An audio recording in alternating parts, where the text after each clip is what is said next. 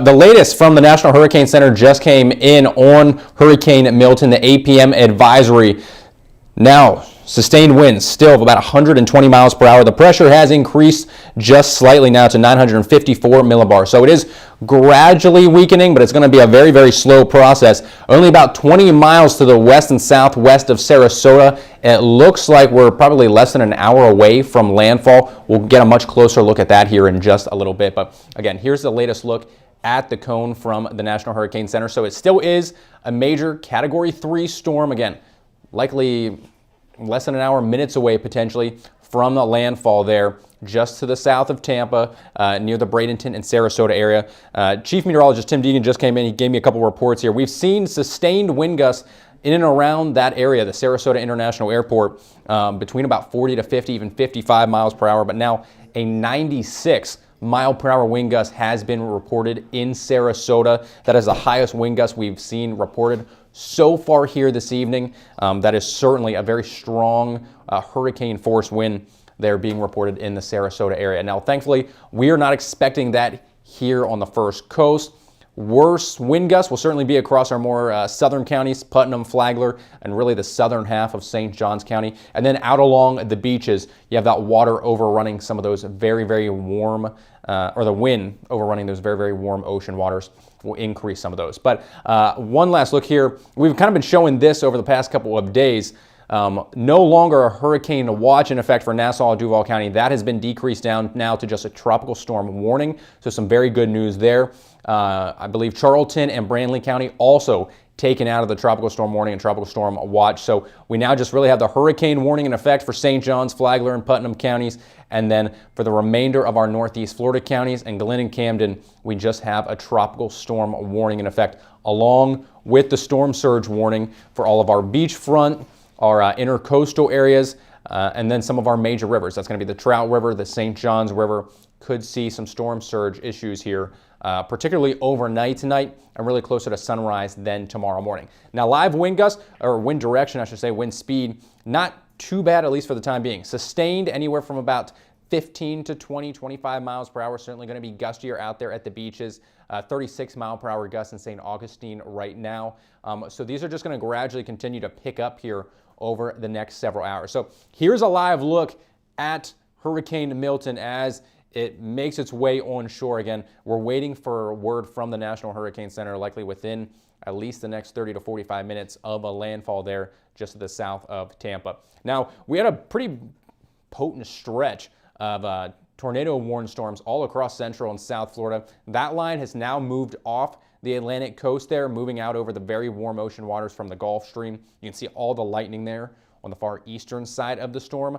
We will watch for a potential tornado risk for some of our southern counties later on here, but for the time being, not too concerned with that. Zooming in though, again, that eye just about to move on shore. What it looks to be just a few miles potentially south of Sarasota. So in between Sarasota and Siesta Key, north of the Fort Myers area, is where that landfall will likely be. Now, probably that center of circulation, I put this track on maybe about 10 minutes ago, had it at about 15 miles. So that is where that center of circulation, where that center of the lowest pressure is at, likely now less than 15 miles offshore. So we're talking much closer to probably 10 to 5 miles offshore.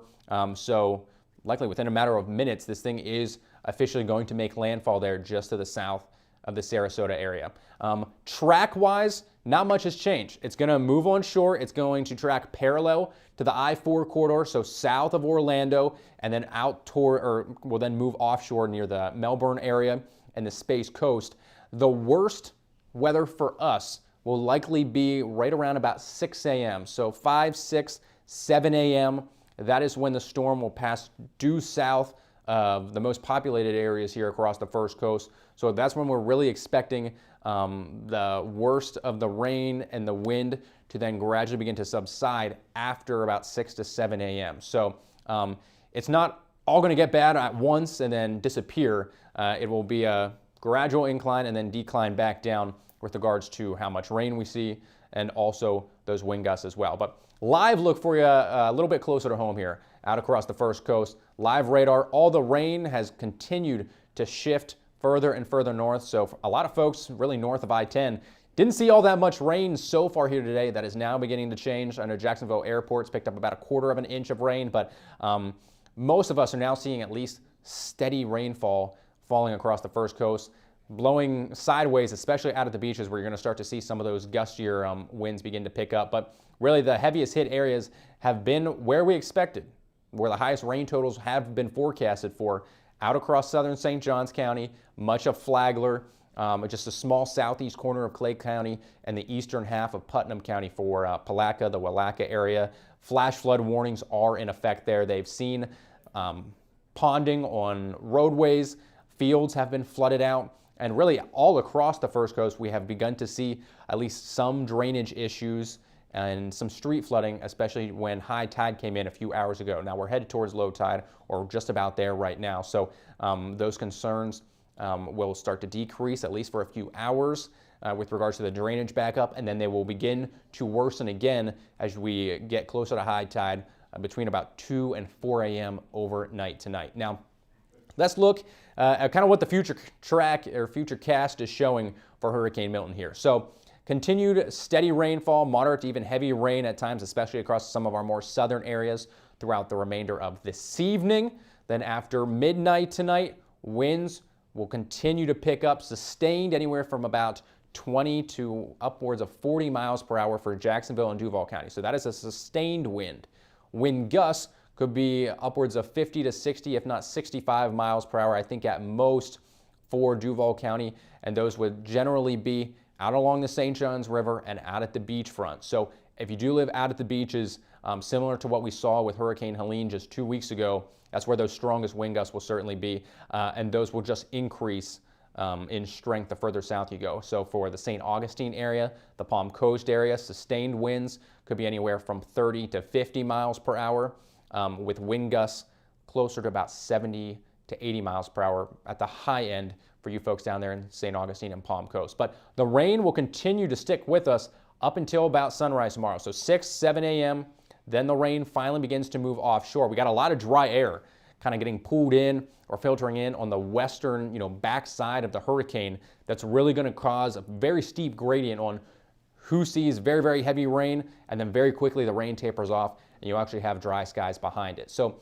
the rain will end somewhat abruptly, but the winds behind it will still be very, very strong. So although it may not be raining at, let's say, 9 or 10 a.m. tomorrow morning, the winds will still be a concern. Storm surge, also a concern, about 2 to 4 feet potentially for the St. Johns River. At 4 feet, you get close to the water coming up into backyards, potentially into homes and businesses. We think that is the upper echelon of where the storm surge could reach. So more than likely it'll be about 2 to 3 feet, which is less than what we experienced with Hurricane Irma. So we are not expecting significant flooding from the storm surge actually coming, up over the river and into your home or your business. Now, with the amount of rain we have seen and will continue to see throughout the remainder of tonight, combine the rainfall with high tide and about a 2 to 3 foot storm surge, that's when you could maybe see really just the drainage system beginning to fail a little bit, backing up into the streets and things like that. So that's really our main concern, not only for the St. Johns River, but also for the intercoastal area as well. So again, 8 p.m. advisory from the National Hurricane Center. Still a Category 3 storm. It is making landfall here as we speak. As soon as we get the information that it is official, we'll have that to you. We'll have another update coming up at 9 o'clock. But first, I want to bring in anchor Anthony Austin. He's been working with us here all night, doing a great job, and he's got some viewer questions for us here tonight as well. Anthony? That's right, Ross. Thank you for that great explanation that you just gave our audience here on YouTube and Facebook as we continue to keep you updated on Milton. I do want to let all of you know who are watching right now, I am able to see your questions. So if you have any questions, just feel free to type it in right here in this live, and I can ask Ross those questions for you. So Ross, one question we've been getting a lot. So we all saw that video, well, a lot of us have seen that video from South Florida today of that tornado. I mean, it was just an amazing image to see. And so some people are wondering, in our area, are we going to see tornadoes like what we saw in South Florida today? So thankfully, the risk is going to be very low for most of us, especially I-10 north. The risk isn't zero, but it's very close to that. With some context here, Hurricane Helene, we were in that front right quadrant, kind of in the dirty side of the storm. So that's why we saw so many tornado warnings with Helene. Today, now with Hurricane Milton, Central and South Florida, we're in that right front quadrant where you generally see the most tornado risk and those quick spin-ups. Thankfully, we're on the north side of Milton this time around, so potentially Flagler County, maybe southern St. John's and Putnam might see a very small isolated risk tonight, but for the most part, we are not all that concerned about the tornado risk this evening, especially really from World Golf Village north. So most of Clay County and then all of Duval, Nassau County, and north and west from there, we're not too concerned about the tornado risk. So southern tier areas have a very minimal risk tonight. All right, I think that's some good news for all of our viewers today, for everyone in the area. So another question that we're getting, Ross, it seems like a lot of people need to fly out of the Jacksonville airport tomorrow, and also a lot of people have questions about the bridges. So this is an email that Cindy actually sent to me during our newscast. She said, we have a flight leaving before noon on October 10th. Do you think the bridges will be open, like the Dames Point, for example, so we can get to the airport around 10 a.m.? So the Dames Point may temporarily close before 10 a.m. Again, we think those strongest wind gusts will be really between, let's say, 4 and 8 a.m. tomorrow morning.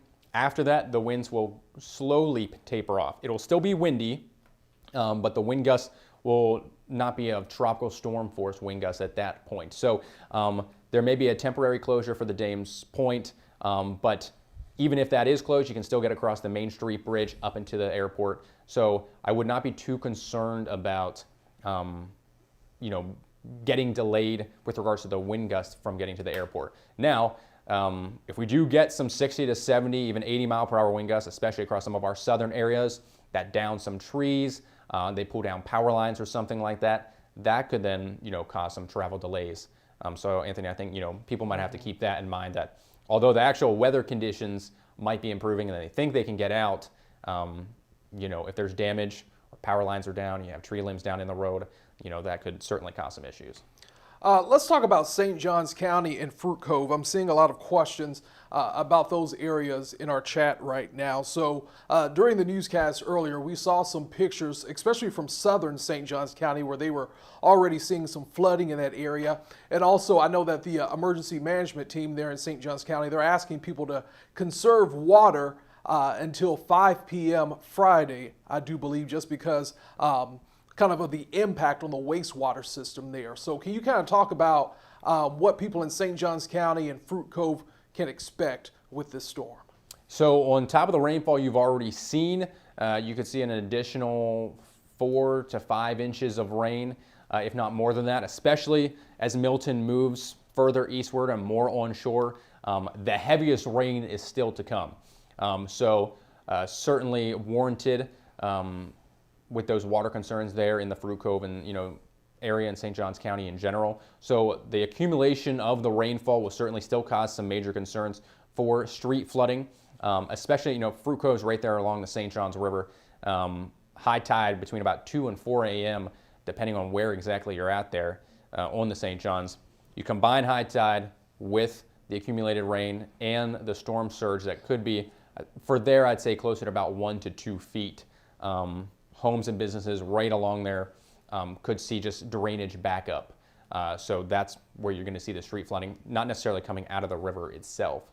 Wind gusts there overnight could be anywhere from 60 to 70 miles per hour for the Fruit Cove area and that portion of St. Johns County. Further south, you have the potential for 70 to 80, but I think likely about 60 to 70 mile per hour wind gusts could be seen. And also you got to keep in mind just how saturated the ground has been, not only in St. Johns County, Anthony, but really everywhere, not only from the rain that we saw through the first half of September, but also the rain we saw this past weekend. If you went to the Jags game, it was a kind of a miserable day out there, pretty rainy and misty. So the ground's very saturated. You get a wind gust of 60 to 70, it does not necessarily take all that much to knock down either a weak tree with some shallow roots or just an older tree that is really just waiting on one strong gust to knock it over. So certainly keep that in mind as well. If you think you have strong, sturdy trees around you that won't fall down, they certainly could, especially just with how wet the ground still is. You know what? That was actually my next question for you, because Casey was asking. See, I'm thinking I know ahead. we're on the same wavelength here. You know what people want to know. Casey asked if we had large trees fall with Helene. Do you think we will with this one? She lives in Arlington near the St. Johns River, near the back of Fort Caroline. So you mentioned there, since the ground is so saturated, that is a risk. And Duval County, I think sustained wind and wind gust wise will be very, very similar to what we saw with Helene. So with Helene, we saw 30 to 40 mile per hour sustained winds with wind gusts upwards, especially in the Arlington area, between about 60 and 70. The beaches saw about 75 to 80. I think that is the max end of what we'll see with Milton here overnight tonight and into tomorrow as well. So conditions wise, it'll be very, very similar for Jacksonville and Duval. Okay. Let's see what else we have here. What are some of your other questions? Feel free to ask it. Ross, I'm going to look here at some of the other questions that our viewers were asking early. So we talked about the tornado outbreaks. Let's see here. You talked about the winds. How about the latest on Putnam County? Karen wants to know. So Putnam County, very similar to southern St. Johns County. Wind gusts will increase substantially after 4 a.m. So think 4, 5, 6, 7 a.m. will be really the height of the wind for you, and potentially also heaviest rainfall as well. Sustained winds between about 40 to 50 miles per hour. Wind gusts 65 to 70, potentially upwards of 75 to 80. A few isolated gusts are possible, but based off of the wind gusts that we are seeing down towards Sarasota and Bradenton, where it's moving on shore right now, of 90 to 96 mile per hour wind gusts, I think over the next several hours as Milton continues to move on land and on shore, those wind gusts will come down. So I am thinking, Putnam County and the Palatka area, you're probably looking at worst, a 70 to 75 mile per hour wind gust. Now, that's still bad. That still could certainly cause tree damage, bring some power lines down. Minor roof damage is also a possibility there as well. And the rainfall, again, I've talked a lot about that, but still could see in total for the storm about 6 to 12 inches in the Palatka area, which could certainly lead to some street flooding there as well, Anthony. And we also have a science question from Mary. She kind of wants to know, what is steering this storm? Can you answer that? Yeah, so we have a big upper level trough dipping down across kind of the Great Lakes region in the northeast. So that's now kind of moving in across the southeast portion of the country. So a big upper level trough. The jet stream is grabbing a hold of it. At the surface, we do have a surface front kind of associated on the western and northern side of that. That's really the reason why we're experiencing a lot of wind shear on the storm. If you can kind of see it on that western edge, it's kind of a straight line or a real nice curve on the western side of the storm. That is due to the wind shear and dry air now getting pulled in on the back side of this system. So it's really this upper level jet stream and trough and surface cold front that is going to eventually continue to drag it to the east. Hopefully I explained that well. Yeah, I think that makes sense. I get what you're saying.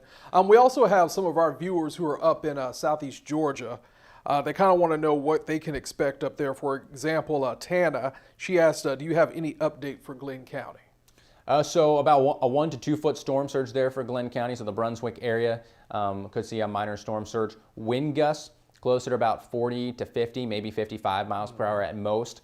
So not nearly as bad as some of the folks will experience further to the south there down the I-95 corridor. So sustained winds about 20 to 30, wind gusts 50 to 55, rainfall upwards of maybe an inch or two of rain at most. The further north you go and further west you go with this storm throughout the remainder of tonight, it is going to be a very, very steep drop off in rainfall. So think from Jacksonville to Folkestone, it will be much drier in Folkestone than it will be in Jacksonville, talking about how much rain you actually see, and even more so than the further to the northwest you go, up towards Blackshear, Waycross, and similar story straight out of I-10 towards Lake City, which is really a blessing in disguise for some of those areas that were hardest hit with Helene just 2 weeks ago. They do not need any more rain. Right. They do not need any more strong winds. So they certainly will still see some of it, but not nearly as bad as folks will, down in Flagler and St. Johns counties. And I'm seeing some questions about power outages. Can we expect power outages? And with the winds, we definitely can. That is a possibility. Yes, I would at least prepare for the potential for widespread power outages in Flagler, Southern St. Johns, and Putnam. It is a possibility. I'm not saying that it will 100% happen, but it certainly is a possibility. Now, for Jacksonville, we will have some isolated power outages, primarily just due to some of those maybe older trees knocking out a power line or something like that. But we are not expecting widespread power outages, at least in the Jacksonville area, and for really most of Duval County. Now again, the beachfront and the beaches will likely experience the strongest wind gusts.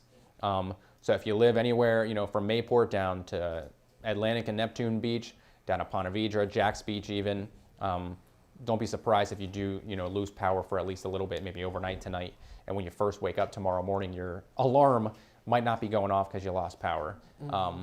But certainly not in the way that you would lose it for days here in Duval County and I would say the northern half of St. Johns County. So Ross, we both are dog owners, and we were actually discussing this earlier, and I think this is a very valid question from Kenneth, because there's probably a lot of people wondering with this storm. He says, what do you think would be a good time that I can take the dog out? Well, that is a good question. You still have time now. Yes, it is raining. I just got a video of my dog out there playing in the rain in the mud. So within the next couple of hours before you head to bed, take him out. Tomorrow morning, after about 8 to 9 a.m., conditions will gradually begin to improve. The rain itself will start to subside and move off the coast shortly after sunrise tomorrow morning. So think 7, 8, 9 a.m., kind of that 2 to 3 hour window. The rain will continue to move offshore. It will still be windy behind it. We could see sustained winds, I think 20 to 30 around that 8 to 9 a.m. window. Wind gusts, particularly at the beaches and especially from St. Augustine south, could still be upwards of 40 to 60 miles per hour. But that will just continue to decrease throughout the day. So I would say after 8 to 9 a.m., if you live specifically in Jacksonville, you should be safe to take your pup out after that point. The further to the south and southeast you live, it's going to be a little bit later in the morning. You might have to wait until mid-morning to even close to lunchtime to really take your pup for a walk or something out there and maybe assess some of the potential damage we could see.